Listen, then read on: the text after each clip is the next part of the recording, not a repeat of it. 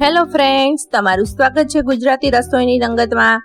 આજે આપણે બનાવીશું સિંધીઓનો સ્પેશિયલ નાસ્તો દાળ પકવાન। એકદમ ટેસ્ટી દાળ સાથે ક્રિસ્પી પકવાન બનાવીશું। જોતા જ ખાવાનું મન થઈ જાય તેવો નાસ્તો બનાવીશું। જો તમને મારો વિડીયો પસંદ આવે તો લાઈક કરજો અને વધુમાં વધુ શેર કરજો, અને હજી સુધી મારી ચેનલને સબસ્ક્રાઇબ ના કરી હોય તો સબસ્ક્રાઇબ કરજો। તો ચાલો રેસીપી શરૂ કરીએ। તો હવે સૌથી પહેલા ટેસ્ટી દાળ પકવાન બનાવવા માટે મેં અહીંયા 1 કપ ચણાની દાળ લીધી છે। વાટકીથી જોઈએ તો 1 વાટકી જેટલી ચણાની દાળ લીધી છે, અને જેટલી ચણાની દાળ લીધી છે તેનાથી ચોથા ભાગની મગની મોગર દાળ લેવાની। મગની ફોતરા વગરની દાળ આવે છે તે। હવે આ બંને દાળને એકદમ સરસ રીતે ધોઈ લેવાની। ધોઈને 5 થી 6 કલાક પાણીમાં પલાળી રાખી હતી। તો જો આપણી દાળ એકદમ સરસ પલળી ગઈ છે। હવે આ દાળમાંથી બધું જ પાણી નિતારી લઈશું। બાર બજારમાં જે દાળ પકવાન મળે છે તેમાં ચણાની દાળનો અને મગની મોગર દાળનો બંનેનો ઉપયોગ કરવામાં આવે છે। મગની મોગર દાળ ઉમેરવાથી દાળ તો ટેસ્ટી બનશે જ, પણ સાથે એકદમ સરસ ઘટ પણ બનશે। તો મગની મોગર દાળ ચોક્કસથી ઉમેરજો। હવે આ દાળમાંથી મેં બધું જ પાણી નિતારી લીધું છે। તો આપણે એક પ્રેશર કુકર લઈશું। કુકરમાં આ રીતે બધી ચણાની દાળ ઉમેરી દઈશું, અને હવે મગની દાળ પણ ઉમેરી દઈશું। બંને દાળ તમે ભેગી પણ પલાળી શકો છો, પણ મેં તમને બતાવવા માટે અલગ અલગ દાળ પલાળી હતી। હવે 2 કપ જેટલું પાણી ઉમેરીશું। પાણી વધારે નથી ઉમેરવાનું। હવે દાળમાં અડધી ચમચી જેટલો હળદર પાવડર ઉમેરીશું, અને સ્વાદ પ્રમાણે મીઠું ઉમેરી દઈશું। હવે દાળમાં 1 નંગ લીલું મરચું ઉમેરીશું। લીલું મરચું ઉમેરવાથી દાળમાં એકદમ સરસ મરચાની ફ્લેવર આવી જશે। હવે દાળમાં 1 ચમચી જેટલું તેલ ઉમેરીશું। હવે ચમચાથી બધું સરસ રીતે મિક્સ કરી લઈશું, અને હવે ઢાંકણ બંધ કરીને 4 સીટી થાય ત્યાં સુધી કૂક કરી લઈશું। દાળને વધારે નથી બાફવાની। જે ચણાની દાળ ઉમેરી છે તેનો દાણો આખો રહે તે રીતની દાળ બાફવાની છે। તો આને 4 સીટી કરી લઈશું, એટલે દાળ એકદમ સરસ બફાઈ જશે। હવે આપણી દાળ બફાય ત્યાં સુધી આપણે પકવાન બનાવી લઈશું। તો હવે પકવાન બનાવવા માટે એક મોટા વાસણમાં 1 કપ જેટલો ઘઉંનો રોટલીનો લોટ લઈશું, જે આપણે રોટલી બનાવવા માટે ઉપયોગમાં લઈએ છીએ તે। અને હવે 1 કપ જેટલો મેંદો લઈશું, તે પણ આમાં ઉમેરી દઈશું। જો તમારે ખાલી મેંદાના લોટના પકવાન બનાવવા હોય તો પણ તમે બનાવી શકો છો, અથવા બંને લોટ અડધો અડધો લઈને પણ બનાવી શકો છો। બાર બજારમાં જે પકવાન મળે છે તે ખાલી મેંદાના લોટમાંથી જ બનાવવામાં આવે છે, પણ આજે આપણે બંને લોટ અડધો અડધો લઈશું। હવે 3 મોટી ચમચી જેટલો સોજી ઉમેરીશું। સોજી ઉમેરવાથી પકવાન એકદમ સરસ ક્રિસ્પી બનશે, અને જો તમારે લાંબા સમય સુધી સ્ટોર કરીને રાખવા હોય તો પણ ક્રિસ્પી રહેશે, એટલે 3 મોટી ચમચી જેટલો સોજી ઉમેરવાનો। હવે સ્વાદ પ્રમાણે મીઠું ઉમેરી દઈશું। હવે 1 ચમચી જેટલો અજમો હાથમાં મસળીને ઉમેરી દઈશું, તેનો ટેસ્ટ ખૂબ સરસ આવશે।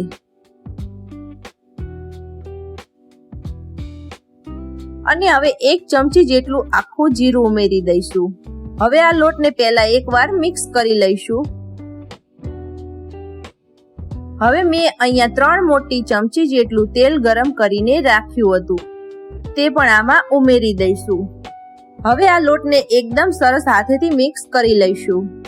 તો જો આમાં થોડુંક તેલ વધારે હશે તો પકવાન એકદમ સરસ ક્રિસ્પી બનશે, અને ક્રિસ્પી હશે તો ખાવાની ખૂબ મજા આવશે, એટલે થોડુંક તેલ આમાં વધારે ઉમેરવાનું। જો આ રીતે મુઠ્ઠી પડતું મોવણ હોવું જોઈએ, તો એકદમ સરસ ક્રિસ્પી બનશે। હવે આમાં થોડું થોડું પાણી ઉમેરતા જઈશું, અને લોટ બાંધી લઈશું। આ લોટ આપણે રોટલીના લોટ કરતા થોડો કઠણ બાંધવાનો છે। તો જુઓ, આ રીતે લોટને તૈયાર કરી લેવાનો। આટલો કઠણ લોટ જ બાંધવાનો છે। મેં આ 2 કપ લોટ બાંધવા માટે 1 કપ પાણી લીધું હતું, તેમાંથી 2 ચમચી જેટલું જ પાણી વધ્યું છે। હવે આને ઉપરથી થોડુંક તેલ લગાવી દઈશું,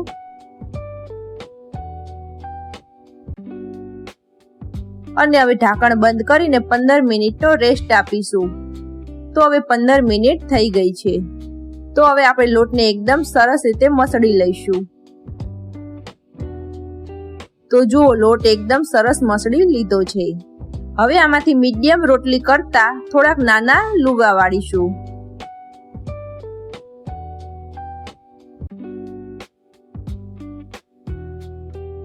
તો જુઓ, મેં આ રીતે બધા જ લુવા વાળી લીધા છે. આ માપથી મારે 15 થી 17 નંગ જેટલા પકવાન બનીને તૈયાર થશે.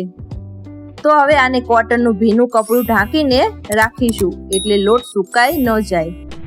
તો હવે આપણે જે લુવા વાળીને રાખ્યા હતા તેમાંથી એક લુવો લઈ લઈશું અને આ રીતે પાટલી ઉપર વણી લઈશું.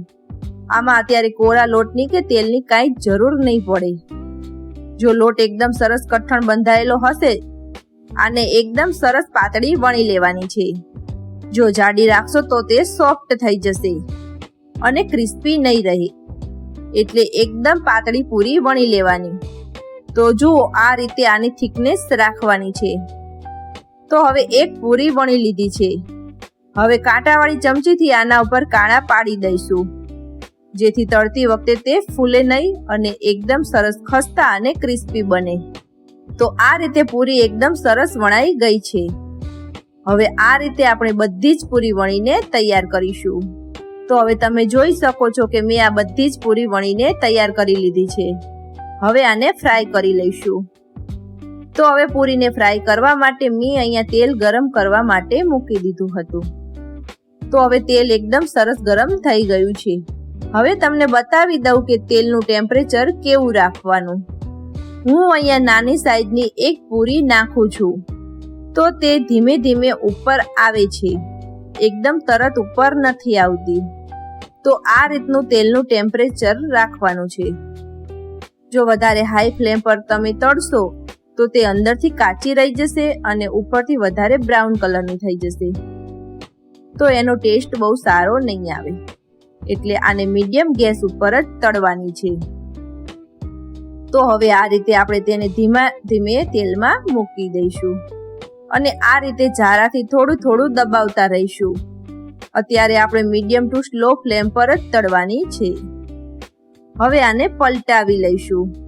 વધારે બ્રાઉન કલરની નથી કરવાની. હલકા આછા ગુલાબી રંગની થાય ત્યાં સુધી આપણે તળી લઈશું અને એકદમ સરસ ક્રિસ્પી થવા દઈશું. તો તમે જોઈ શકો છો કે આ બંને સાઈડથી થોડીક આછા ગુલાબી રંગની થઈ ગઈ છે અને હલકો બ્રાઉન કલર પણ આવ્યો છે. તો આ રીતે આપણે બધી જ પૂરીઓ તળી લઈશું. જો આનાથી વધારે બ્રાઉન કલરની થશે તો તે સ્વાદમાં સારી નહીં લાગે. હવે આ રીતે જ આપણે બધી પૂરીઓ તળીને તૈયાર કરીશું. અંદરથી એકદમ સરસ કૂક થઈ ગઈ છે અને જો અંદરથી કાચી હશે તો તે થોડાક સમયમાં સોફ્ટ થઈ જશે. એટલે આને એકદમ સરસ ક્રિસ્પી થવા દેવાની. તો જુઓ, મેં આ રીતે બધી જ પૂરીઓ તળી લીધી છે. એકદમ સરસ ક્રિસ્પી બની છે. તો આ રીતે ઊભી રાખીશું, એટલે જે કાંઈ એક્સ્ટ્રા તેલ હશે તે નીચે આવી જશે. એટલે થોડી વાર માટે પૂરીઓને ઊભી રાખી દેવાની. હવે આને સાઈડમાં મૂકી દઈશું. હવે આપણે જે દાળ બાફવા રાખી હતી તેને ચેક કરી લઈએ. તો જુઓ, દાળ એકદમ સરસ બફાઈ ગઈ છે. ચણાની દાળનો દાણો એકદમ સરસ આખો છે અને જે મગની દાળ નાખી હતી તે એકદમ સરસ બફાઈ ગઈ છે અને મગની દાળ એકદમ સરસ ક્રશ થઈ ગઈ છે. તો આ રીતની દાળ બફાયેલી હોવી જોઈએ. હવે આને હેન્ડ વિસ્કરથી આને થોડીક મિક્સ કરી લઈશું, એટલે એકદમ સરસ દાળ મિક્સ થઈ જાય. આમાં બ્લેન્ડર નથી ફેરવવાનું. આપણે જે ચણાની દાળ નાખી હતી તેનો દાણો આખો રહે તે રીતની દાળ રાખવાની છે. તો જુઓ, દાળ એકદમ સરસ થઈ ગઈ છે. હવે આપણે દાળનો વઘાર કરીશું. તો એક કડાઈમાં 1 થી 2 ચમચી જેટલું તેલ ઉમેરીશું. તેલ હલકું ગરમ થાય એટલે 1 ચમચી જેટલું જીરું ઉમેરીશું. હવે જીરું તતડે એટલે 1 સૂકું લાલ મરચું ઉમેરીશું અને થોડા ઝીણા સમારેલા લીલા મરચાના ટુકડા ઉમેરીશું અને થોડુંક ઝીણું સમારેલું આદું ઉમેરીશું અને થોડાક મીઠા લીમડાના પાન ઉમેરીશું. હવે આ બધો વઘારને સાતડી લઈશું. હવે 1 નંગ ઝીણું સમારેલું ટમેટું ઉમેરીશું. ટમેટા થોડાક સોફ્ટ થાય ત્યાં સુધી ચડવા દઈશું. હવે ટમેટા હલકા સોફ્ટ થઈ ગયા છે. તો હવે અડધી ચમચી જેટલો હળદર પાવડર ઉમેરીશું 1 ચમચી જેટલું ધાણા જીરું પાવડર ઉમેરીશું, 1 ચમચી જેટલું લાલ મરચું પાવડર ઉમેરીશું અને અડધી ચમચી ગરમ મસાલો ઉમેરીશું અને 1 ચમચી આમચૂર પાવડર ઉમેરીશું. તમારે આમચૂર પાવડરની જગ્યાએ લીંબુનો પણ ઉપયોગ કરી શકો છો. હવે આ વઘારને સરસ રીતે મિક્સ કરી લઈશું અને હવે મસાલા અને ટમેટાના ભાગનું મીઠું ઉમેરીશું. મીઠું અત્યારે વધારે નથી ઉમેરવાનું. આપણે જ્યારે દાળ બાફતી વખતે પણ મીઠું ઉમેર્યું છે. હવે આપણે જે દાળ બાફીને રાખી હતી તે પણ આમાં ઉમેરી દઈશું અને હવે બધું સરસ રીતે મિક્સ કરી દઈશું. વઘાર એકદમ સરસ દાળમાં મિક્સ થઈ જાય એ રીતે મિક્સ કરી લેવાનું. હવે આપણે કુકરમાં થોડું પાણી નાખીને આમાં ઉમેરી દઈશું. દાળ વધારે પાતળી નથી કરવાની. દાળ પકવાનમાં દાળ થોડીક જાડી જ રહેવા દેવાની છે, તો તે ખૂબ ખાવાની મજા આવશે. એટલે દાળને થોડીક જાડી જ રહેવા દેવાની. તો જુઓ, આ રીતની દાળ હોવી જોઈએ. ચણાની દાળનો આખો દાણો દેખાય છે અને મગની દાળ એકદમ સરસ ક્રશ થઈ ગઈ છે. હવે આ દાળને 5 મિનિટ માટે ઉકળવા દઈશું, એટલે બધા જ મસાલા દાળમાં સરસ રીતે મિક્સ થઈ જાય અને તે ખૂબ સરસ ટેસ્ટી બને. હવે આને 5 મિનિટ ઉકળવા દઈશું. તો હવે તમે જોઈ શકો છો કે આપણી દાળ એકદમ સરસ ઉકળીને તૈયાર થઈ છે. હવે ઉપરથી ઝીણા સમારેલા કોથમીરના પાન ઉમેરી દઈશું. તો તૈયાર છે આપણી આ દાળ પકવાનની દાળ. હવે તેને સર્વ કરી લઈશું. તો હવે આ દાળને મેં એક બાઉલમાં લઈ લીધી છે. હવે આને આપણે 3 રીતે સર્વ કરીશું. બહાર બજારમાં જે રીતે મળે છે તેવી જ રીતે.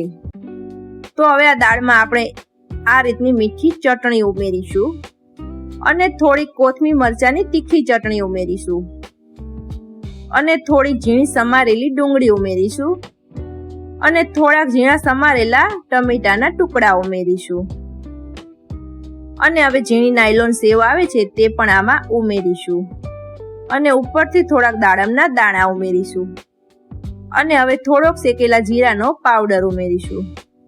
જો તમારે લીંબુનો રસ ઉમેરવો હોય તો પણ ઉમેરી શકો છો.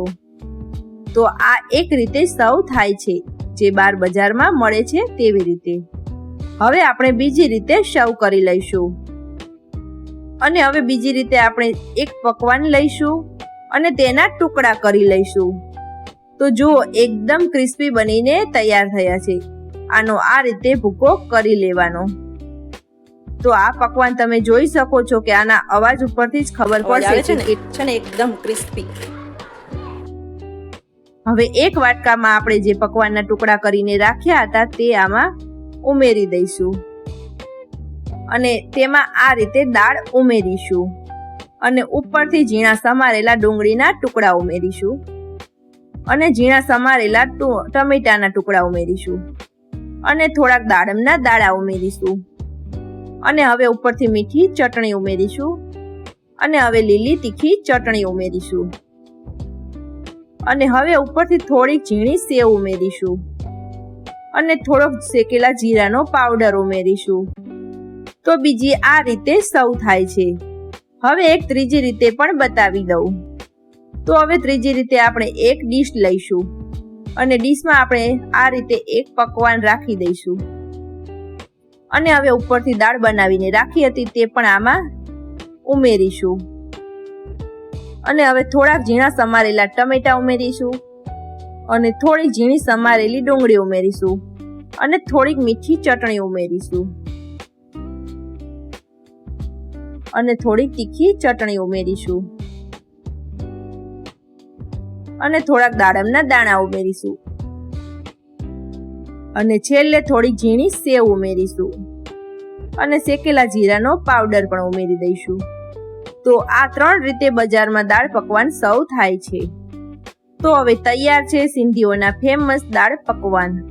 તો તમે જોઈ શકો છો કે કેટલા સરસ ક્રિસ્પી બનીને તૈયાર થયા છે અને દાળ પણ એકદમ સરસ ટેસ્ટી બનીને તૈયાર થઈ છે. તો આ રીતે પણ તમે ખાઈ શકો છો. તમને આજની મારી રેસીપી કેવી લાગી તે કોમેન્ટમાં જરૂરથી જણાવજો અને તમે ઘરે એકવાર આ રીતે જરૂરથી ટ્રાય કરજો. હજી સુધી મારી ચેનલને સબસ્ક્રાઇબ ના કરી હોય તો સબસ્ક્રાઇબ કરજો, બાજુમાં રહેલું બેલ આઇકન દબાવજો. તો ફરી મળીએ નવી રેસીપી સાથે. ત્યાં સુધી બાય બાય. જય શ્રી કૃષ્ણ, જય માતાજી.